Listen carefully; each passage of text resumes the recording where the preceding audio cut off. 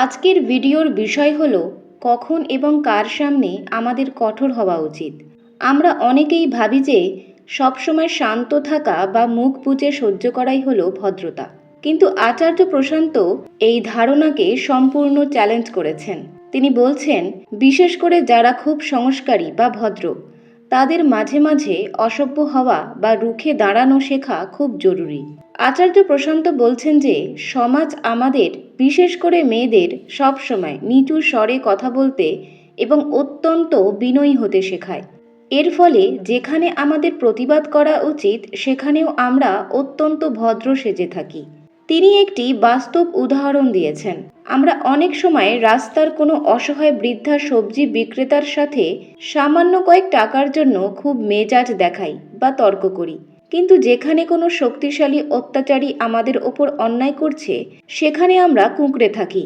আচার্য প্রশান্তের মূল কথা হলো, দুর্বলের সামনে নরম হন, কিন্তু অন্যায়ের সামনে বা অত্যাচারীর সামনে আগুনের মতো গরম হতে শিখুন। সত্যের সামনে মাথা উঁচু রাখুন, আর মায়ার মোহে মাথা নত করবেন না। আমার বিশ্লেষণ অনুযায়ী আচার্য প্রশান্ত এখানে আসলে আমাদের সিলেক্টিভ এথিক্স বা সুবিধাবাদী নৈতিকতার ওপর আঘাত করেছেন। আমরা সাধারণত শক্তি প্রদর্শনের জন্য ভুল জায়গা বেছে নিই।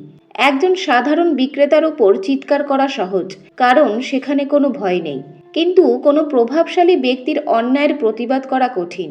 আচার্য প্রশান্ত আমাদের শেখাচ্ছেন যে প্রকৃত ব্যক্তিত্ব বা চরিত্র কেবল শান্ত থাকায় নয়, বরং কোথায় রুক্ষ হতে হবে আর কোথায় নম্র, সেই বিচারবোধের মধ্যেই লুকিয়ে আছে।